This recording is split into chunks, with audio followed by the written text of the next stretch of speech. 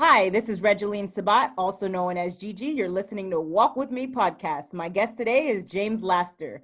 James Laster has been providing personalized and practical financial advice to businesses and individuals since 2008. Financial clients have benefited from the knowledge and experience of James Laster as he strives to use his education, administration, and supervisory background to educate his clients on how to invest wisely and avoid financial loss by providing conservative options. Welcome to the podcast, James. Hey, how you doing? Great. How are you? I'm fine. Can I call you Gigi? I know you personally. I don't want to call you Regeline. Can I call you Gigi? Yes, sir. Yes, sir. I'm so glad to have you tonight. Thanks for having me on. Yes, sir. Now, why don't you start off by telling us about you and where you're from, James? I'm from a small town, if you will, Wilmington, North Carolina, down by the beach. About 10 minutes, 15 minutes away from Wrightsville Beach. I know all about the hurricanes. I love it. Absolutely. It's nothing like growing up, small town, Wilmington, North Carolina. There's UNCW there. A lot of beach, but a lot of good people, a lot of families there. And to be able to bring Wilmington, North Carolina with me all the way up now to the DC metro area is really great. Like down south, you know, you hug everybody, you shake hands, and when you get up here, it's kind of weird. It's like, oh my God, invasion of space, but it's okay. We're from North Carolina, so it's all good. That's awesome. Now, what made you choose to enter into the financial industry, James? Oh, great question. So it's a series of events. I'll never forget the time when I just got finished watching Knight Rider and, some of my favorite shows on USA Network. And I remember I said, oh, wow, I'm hungry. So I remember turning the corner. When I turned the corner, I saw her, and I couldn't tell if that was sweat on her face that was causing her hair to stick to her, or whether it was tears. And so when I looked at her, I said, hey, Ms. Burns, are you okay? And she looked at me, she said, I'm fine. I said, are you sure? I know I'm only 12, but I can listen. And it was at that time a family friend that I respected, I love. Her husband had recently passed about 3 months ago to that time. And she looked at me dead in my eyes and she said, James, she said, this stack of papers right here says how much I once had. And this stack of papers right here says this is how much I owe everybody after my husband's death. And this money right here is all the bills that I have. And I have about 30 to 60 days to pay all of them. It was a time like that. This family friend, my mom has been to the day 33 years in geriatrics, as a family friend. She called my mom to help her husband go through his end days. And it was at that time that I saw a family friend go through something that sincerely changed my life. I never seen a wife, a widow, a woman go through the type of turmoil, frustration, going to the meetings, meeting with the attorneys, meeting with the financial advisors, and that experience, when I went into school education and school administration, I kept seeing the same issues with my students and their parents and my teachers that I was working with. So the more I began helping people, bounced off of that experience that I had back in the days as a 12-year-old kid with a family friend. And now I'm seeing people continuously go over and over and over inside the same predicament. So it was at that time right there when I was on disability from work. I did not go back into work. I decided to get my license in life, health, annuities, long-term care, and took classes to become a certified financial planner. And that's the reason why I'm really passionate about what I do now. Is because I don't ever want to see somebody have to go through that level of fear, pain, and anxiety because there was not a doggone plan put in place in the first place. So that's the reason why I do what I do, how I get into what I do. And because I have an educational background, I always take more or less the educational route for clients to empower them so that they can be in charge of their own decisions and be in charge of their own destiny. That is amazing. Now, James, what specifically do you specialize in? I specialize in holistic financial planning.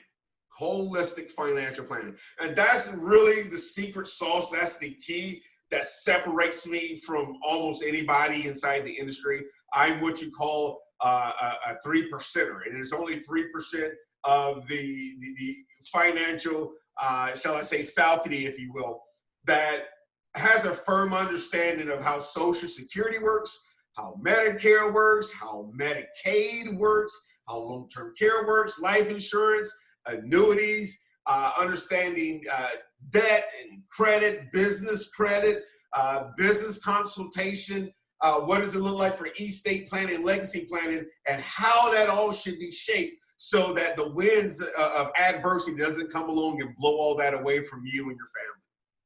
That is absolutely amazing. Now, do you have any training specific to your field of interest? I have several trainings, right? And I don't normally talk about my credentials. That's a great question. And no one's asked me that in quite some time. And you kind of have to understand the path. If you got to understand the path, right? So I'm one of the few teachers, prior to getting to financial services, I taught pre-K all the way up to 12th grade, right? Pre-K all the way up to 12th grade. And I would never forget when I had to go to one of my students' parents' funeral, right? And they had to do a GoFundMe. The family was fighting. It was a little bit uncomfortable and embarrassing at the same time. And so that's when I got my first start in final expense life insurance. So I got really trained in that. And once I was trained in that, I moved on. And then I moved on into not only final expense planning, but also retirement planning, which it was all inclusive of understanding how Medicare works and what happens when your medical bills are too expensive. And then I got certified in understanding Medicaid. So there's Medicare, that ends C-A-R-E, and then Medicaid that ends with a D. Medicaid is what people end up turning into, going into when their medical bills are too expensive. So now that affects your what? Your Social Security, right? And your Social Security pays your Medicare, right? And anybody who's disabled or over 65 or older, there's your Medicare. You have to pay your Medicare Part B premiums no matter what, right? So that's the Medicare, Medicaid. Then when it came to retirement planning, most retirees or people who want to retire are doing one of two things. What's that? Either trying to grow money or trying to have some source of income, right? So back to Social Security training. Social Security gives you a disclaimer saying that Social Security income is only going to take care of only 40% of your income when you go to retire, 40%. So where the heck is the other 60% coming from, right? Back in the days, your mom, my grandma, they had pensions. And we called that the three-legged stool. So there was pension, there was Social Security, and then there was your personal savings. What happened, definitely since 2008, many companies started slicing away all of the pensions, right? All the 401ks, all of the retirement plans, and you're lucky if you have a pension. Many people get pension and retirement plan. They think they coincide, but no, there's not. A pension is what your employer gives you, okay? So understanding that right there from an HR perspective, right? Now we understand that, okay, so my job is not giving me a pension, so I'm only counting on my Social Security right now and my own private savings. Folks, you got to wake up. Everybody needs to be saving. Don't spend everything you get. So the next certification specifically came inside the whole arena of having, obtaining a securities license, right? And what a securities license does, it's all encompassing. It helps you advise folks on their complete big picture, right? There's a completely difference. Because the difference, and another secret sauce here, right? A cheeseburger would have ketchup and mustard on it, right? Another secret sauce right here is definitely being able to understand how estate and legacy planning coincides with all of that, and right up under being a business owner. What do I mean by business owner? Let's say you don't have a mom and pop store, but you still have rental properties. So if you just go to what they call a financial advisor, you're really excited about, you like and you love that person, you got to understand one thing. How do they get paid? And I think how somebody gets paid makes a huge difference on your overall plan, right? Because they're not doing it for free. Well, what if somebody said, hey, when you make money, I make money, right? So that's a no-brainer, right? So that's really how we organize my firm, or shall I say, I organize my firm with the collaboration of a lot of other folks, because I wanted to be able to educate people on the big picture, the holistic big picture. How are all these little puzzles tie in together? So yes, a lot of trainings, a lot of certification, a lot of continuing education credits. And you got to understand, I'm in the industry that's watched more than any other industry. Any other industry, hands down, they're watching what we do. Why? Because the law states that they want to make sure that everybody's in the midst of good commerce. That's it, right? So that's where all those certifications come. And if you look up, what it takes to become a certified financial planner, what does it take to hold all of those licensure, and the criteria it means to maintain that licensure, sets our firm light years over other firms. Great question. Wonderful. Thank you. Now, what has been your greatest lesson learned in this industry? Greatest lesson learned is that unfortunately there are folks out there, and folks are entrusted into them to help them, to be a straight shooter. Say this is good, this is bad. Here's a second opinion. And the biggest lesson that I've learned overall is that you have folks out there just like that are pushing products to people and not solutions. So when somebody's pushing a product, I want you to understand how this works. When someone's pushing a product, they're constantly having you think about the problem, and they overwhelm you with the problem. And when you get overwhelmed with the problem, the side effects are anxiety, depression, fear, neglect, avoidance, right? You got people sitting out there, they don't even want to answer the doggone telephone. They don't want to open their mouth because they've been pushed products, right? I like to propose and educate folks on options and solutions. Options and solutions. And that's what you want. That's what you want. Many times you already know the problem. You already know the problem, right? My daughter was at the park the other day, and there were some other little girls that were playing, and everybody was keeping their distance. And a little girl was running. She had an ice cream cone, and her ice cream cone fell over down to the bottom. And the first thing the little girl that was playing with her says, she goes, "You dropped your ice cream." And the little girl looked up at her, she goes, "I know," right? So nobody really needs to really reiterate your problems to you. What you want reiterated to you is the solution. And the more you're hearing solutions, the more you start refining that solution. The more you start taking notes of the solution, the more you start thinking about what works and what doesn't work. And then what do? You don't hold all that information to yourself.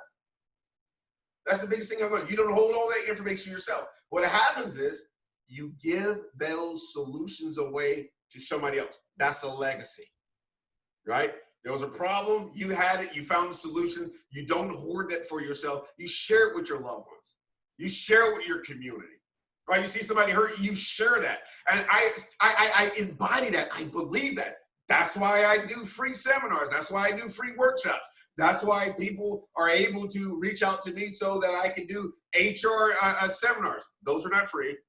I got to pay my staff some way, right? But it's being able to educate people on the big picture. I was in St. Louis, and I was doing a seminar there. And at the end of our seminar, that was an in-person seminar at the time, and one of the department heads of Veteran Affairs of St. Louis say, "Hey, James, listen, when are you coming back?" I said, "When am I coming? Yeah, when are you coming back to this area?" I said, "I don't have a calendar in front of me." And I said, "Why? What's up?" And in my mind, I'm thinking that maybe he's going to invite me in and say, "Hey, I want you to come back," or something. That wasn't it. He said, "James, I want to know when you're going to come back because I want to get the word out, because those are things that you said today that I can't tell people when they come into me. OPM has their own way of how they handle those things, and it's a conflict of interest, and I don't have the license to tell people those things. Folks don't understand that when you call Social Security, for example, you call Social Security, and you ask Social Security certain questions, there's certain things that they can tell you, and there's certain things that they won't tell you. Not saying that they will withhold information, but you got to understand, could be a conflict of interest if you call Social Security and you're in a bind. And it's a personal decision for some people, and you want to check and see, should you take your Social Security? Well, the Social Security agent is not going to say, whoa, Miss Johnson, whoa, please slow down, Mr. George. Listen, your Social Security benefits compound, and you earn 8% a year if you just hold off to 870. You can get a 32% raise if you hold off and not take your Social Security. They won't tell you that over the phone, and they definitely won't tell you how those numbers play out in your overall scheme of things. They won't tell you that you can get taxed up to 3 times in your Social Security. Why? It's a conflict of interest, right? Okay, it's like, you can go online right now and have and do your taxes on the IRS website, right? But should you? Is that in your best interest, right? It all depends. It all depends on your situation. By far, on this podcast, I'm not giving a tax advice by all means. Obviously, you need more information. But when you look at the big scope of things, that is the biggest lessons that I have learned. Look at the holistic point of view. You want solutions. And within those solutions, you want to know what options you have, rather than somebody push you a product. Great question. Thank you. Solutions truly matter. Now, James, what sets you apart from your competition? What sets me apart from my competition? Well, one, we offer solutions, right? We're not pushing products, right? Those are come. What sets us apart is, I would like to say a few things, right? First of all, is the support staff. Right, we were having a meeting and we were all talking about our tenure inside of this, this glorious industry, and we got over 543 years behind us. Right, we got almost 5.5 centuries. We were pretty impressed with that. That was pretty good, right? The personal touch. I work with a lot of my clients hands-on, right? I call and I check on all of my clients. In this DC metro area, when there's snow outside, we're one of the few companies that are reaching out to our clients and making sure that, they're not snowed in and that they have food and that they have water. When COVID-19 hit, and we don't boast about these things. We don't talk about them. You asked me this question as these things are coming to my mind. This is totally unrehearsed. So I don't know what you're going to throw at me, but I'm thinking about when COVID-19 first hit, and we had a lot of seniors with medical issues, and they were scared to death to leave their homes. I had one client who told me, when we called them check donor, and she told me about how she went to the grocery store, and that day how they had to go to, her husband decided he wanted to go to Home Depot before going to the grocery store. And something happened. I can't remember what happened at the Home Depot, but when they made it to the grocery store, they saw a young lady walking by, and they waved to her, and they had her gloves and her mask and her hat on and sunglasses on. And they said, "Hey, would you go in the store and get us, a few items? Here's our list, and we'll pay you for it." Right? And I feel great that we're a part of helping others and doing things like that. Right? In the financial services area, of course, we're top class. Let's talk about the elephant in the room, right? What sets us apart is that I'm an African American man, right? And there was a time where people would not want to hear from me, right?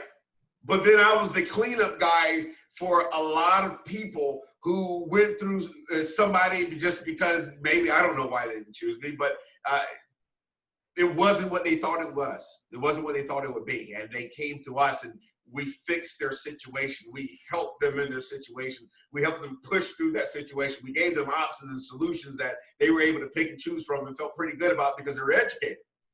Well, in return of that, you do that for a while, and then, people start telling other people, started telling other people. So when we finally decided to, go ahead and get a little bit more public and do Facebook, the responses, I got to say, has been overwhelming lately, to the point that's what sets us apart.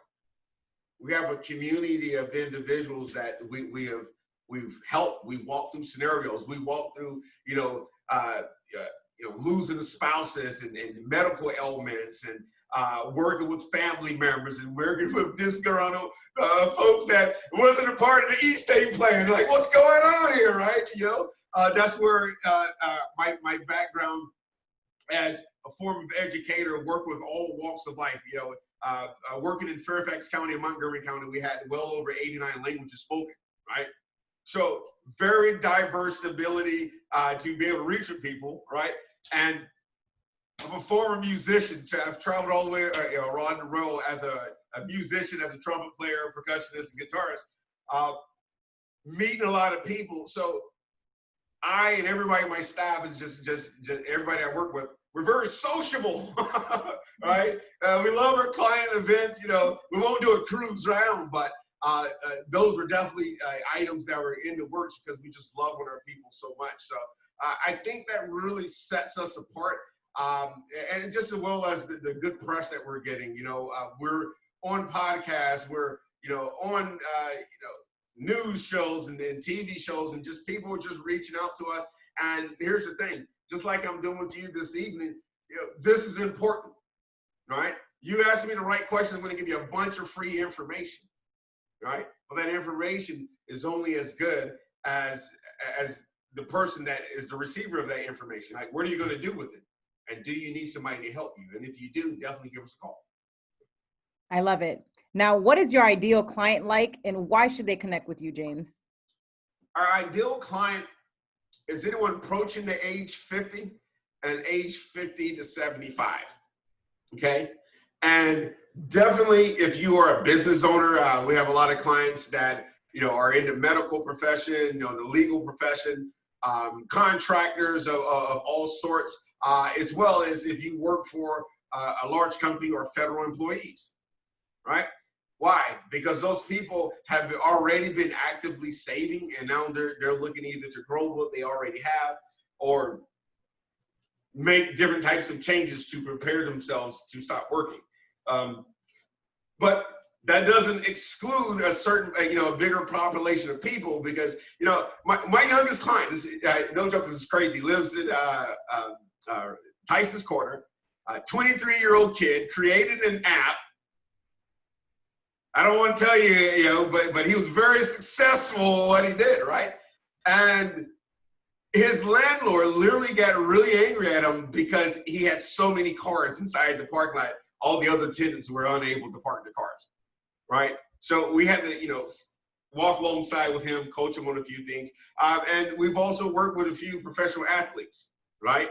And glad we did. Look what we're going through now, right? So the ideal client, all in all, is somebody who's humble enough to say, hey, I'm good in my profession and very well astute in what I do, but I don't mind listening and receiving help and getting educated on it. Those are the type of people that are the best clients for us. Wonderful. Now, what has given you the most joy and fulfillment in your life? Oh, man. I got to say my family.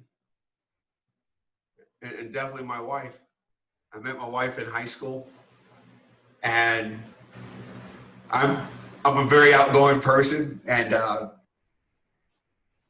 she bought me a chocolate chip cookie, and I said, wow, she's not like everybody else. She's a giver, and I like being around givers because I'm a generous giver. I like being around givers, and I tell you, that woman has given me 3 beautiful, strong, and healthy kids. She's a wonderful mother. And it makes me happy to bless my wife of 25 years. It's pretty awesome. That makes me, that's my girl. That's my woman. That's my wife. That's my friend. Right? That's my heartbeat. That she truly makes me happy. I love making her mad too. Should I say that? It's awesome. Not a secret now. It's on the podcast. Oh, she knows. She goes, you doing it again. Yeah, absolutely. Absolutely. That is amazing how you two are high school sweethearts. That is beautiful. Now, James, what is your best advice to the audience for walking with purpose? Have a goal and write it down. Plan. And in my walk, is a little different from a lot of folks. My father passed away, so anytime I can get some kind of wisdom, usually from older gentlemen, don't care who it is, white, black, Asian, I don't care. I love everybody. And when you can sit down with someone, you know, that's older, 20 minutes, about 15 minutes is a sweet spot, 15 minutes, they will give you so much wisdom during that short time frame. And it's been my ability to be able to receive information. And a lot of people, and a lot of those folks have told me two things. They've told me to write your plans down. Write your plans down. Put it in writing. And the second thing they told me to do is save. Save. And when I dug deeper, it wasn't just money. It wasn't just money. They said save. And one older gentleman told me, he says, save your memories. He said, write them down. He said, you know, it's not girlish or whatever to just start jotting down more important things in your life. He goes, how do you remember Alexander Hamilton? You know, how do you remember George Washington, right? How do you remember Martin Luther King? He said they wrote memoirs. And he goes, they didn't write those memoirs you know, for other people at the time. Those are the most genuine ones. He goes, if you look, they wrote those memoirs really for themselves so they can remember what was going on. Right? So save those precious memories, you know, save your money, you know, save your friendships, save your relationships. So if you put the stamp of save on a lot of things, right, it's a beautiful thing. And so, you know, I try to call myself a hoarder of all things good, right? I do. I want to save them as much as I can. Yeah. And all things bad, you know, you don't recognize the good till you remember the bad. So it is what it is, right? I love it, James. Thank you so much for being on the podcast and for sharing your story and how you entered the financial industry and the trials and tribulations you had to overcome. Now, James, where can the audience find you? Just go to our website, lasterfinancial.com. If even in this podcast, if you have questions or if you know somebody that can use some help, you got two ways that you can reach out to us, right? You can either go to info@lasterfinancial. You can just email us at info@laster, LASTER, financial.com. You can talk to us directly at 877-8-LASTER, LASTER, option one.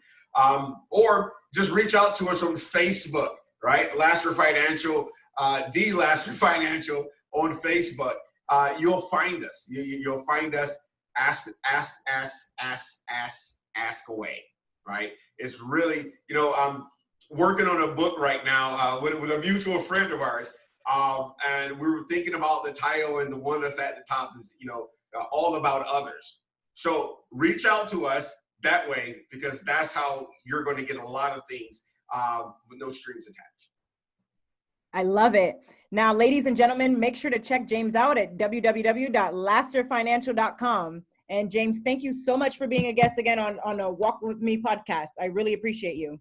Hey guys, thank you. Thank you guys so much. Gigi, we love you over here. You take care. We wish you well. Best of luck to you. Take care. Likewise. Thank you. All right. Bye-bye.